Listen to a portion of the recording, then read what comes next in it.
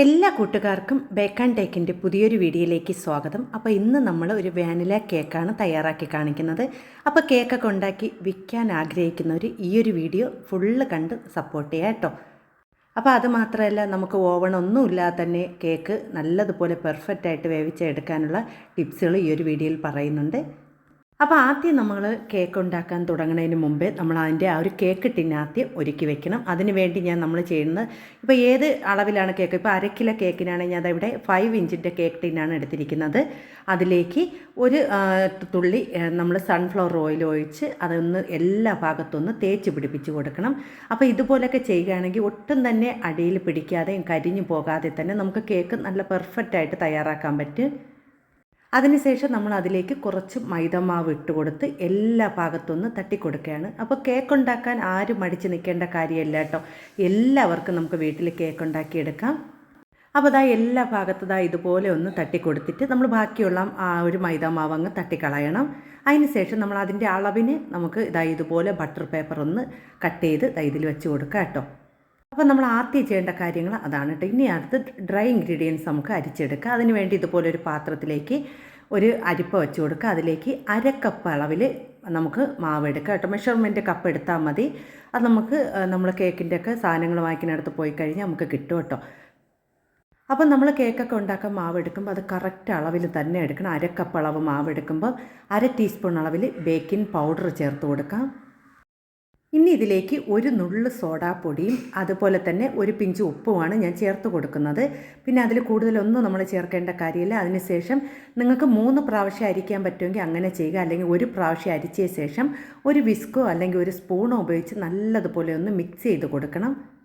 അപ്പോൾ നിങ്ങൾക്ക് മിക്സ് ചെയ്യാൻ പറ്റിയില്ലെങ്കിൽ അതൊരു 3 പ്രാവശ്യം ഒന്ന് അരിച്ചെടുത്താൽ മതി. അതല്ലെങ്കിൽ ഇതുപോലെ ഒരു സ്പൂൺ ഉപയോഗിച്ച് നല്ലതുപോലെ ഒന്ന് മിക്സ് ചെയ്ത് കൊടുക്കുക. ഒരു വിസ്ക് ഉണ്ടെങ്കിൽ ഏറ്റവും നല്ലതാണ്. പിന്നെ നമ്മൾ കേക്കൊക്കെ വെളിയിൽ ചെയ്ത് കൊടുക്കുകയാണെങ്കിൽ നിങ്ങളൊരു ചെറിയൊരു ബീറ്റർ വാങ്ങിക്കുന്നത് നല്ലതാണ് കേട്ടോ.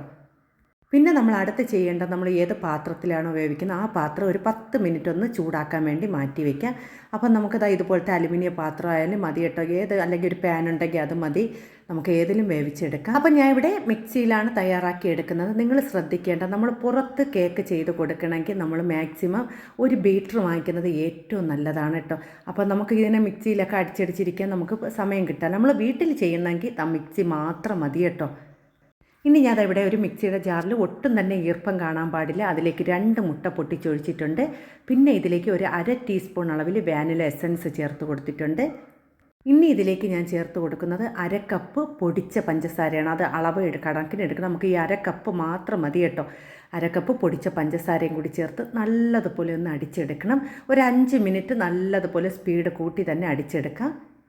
ഇനി ഇതിലേക്ക് ഞാൻ ചേർത്ത് കൊടുക്കുന്ന ഒരു 1/4 കപ്പ് അളവിൽ സൺഫ്ലവർ ഓയിലാണ്. ഇതുപോലത്തെ മെഷർമെൻറ്റ് കപ്പുകൾ വാങ്ങിക്കാൻ കിട്ടും. നമ്മൾ 1/4 കപ്പ് അളവിൽ സൺഫ്ലവർ ഓയിൽ ചേർത്ത് കൊടുക്കാം. അതിനുശേഷം നമ്മൾ സ്പീഡ് കുറച്ച് വേണം നമ്മൾ അരച്ചെടുക്കുക. എണ്ണ ചേർത്ത് കഴിഞ്ഞാൽ പിന്നെ നമ്മൾ കൂടുതൽ അടിച്ചെടുക്കാൻ പാടില്ല.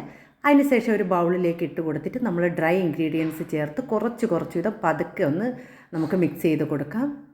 അപ്പം നമ്മൾ ബീറ്ററിൽ തയ്യാറാക്കിയാലും അതുപോലെ തന്നെ മിക്സിയിൽ തയ്യാറാക്കിയാലും നമ്മൾ ഡ്രൈ ഇൻഗ്രീഡിയൻസ് ചേർക്കുമ്പോൾ പതുക്കെ നമ്മൾ പയ്യെ അതിനെ നമ്മൾ മിക്സ് ചെയ്ത് കൊടുക്കണം. നല്ലതായിട്ടിട്ട് കറക്കി ഒന്ന് മിക്സ് ചെയ്യാൻ പാടില്ല. അങ്ങനെയാണെങ്കിൽ നമ്മൾ മുട്ടയൊക്കെ പതഞ്ഞ് വരുമ്പോൾ അത് പെട്ടെന്ന് തന്നെ താഴ്ന്നു പോയി നമുക്ക് നമ്മൾ ആ ഒരു കേക്ക് നല്ല പെർഫെക്റ്റായിട്ട് വെന്ത് വരില്ല.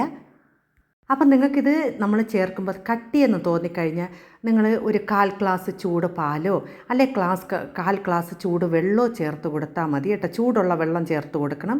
അതിനുശേഷം നമ്മൾ ബാക്കിയിരിക്കുന്ന നമ്മൾ ആ ഡ്രൈ ഇൻഗ്രീഡിയൻസ് എല്ലാം കൂടി ഒന്ന് യോജിപ്പിച്ചെടുക്കുക കേട്ടോ.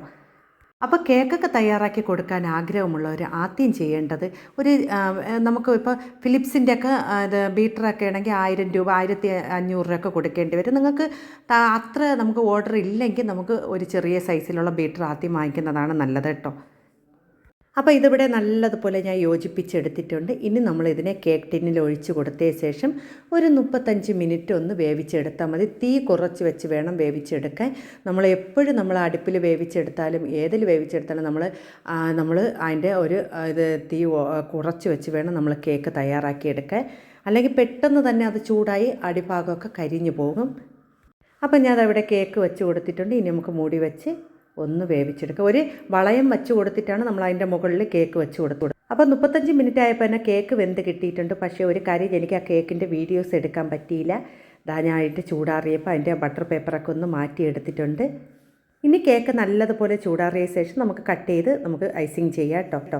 അപ്പോൾ ഞാൻ ഇതുപോലത്തെ ഡെക്കറേഷൻ വീഡിയോസൊക്കെ വേണമെങ്കിൽ നിങ്ങൾ കമൻറ്റ് ചെയ്യണേ. നിങ്ങൾക്ക് കേക്കിനെ പറ്റി എന്തെങ്കിലും സംശയം ഉണ്ടെങ്കിൽ കേട്ടാൽ മതി, പറഞ്ഞു തരാം.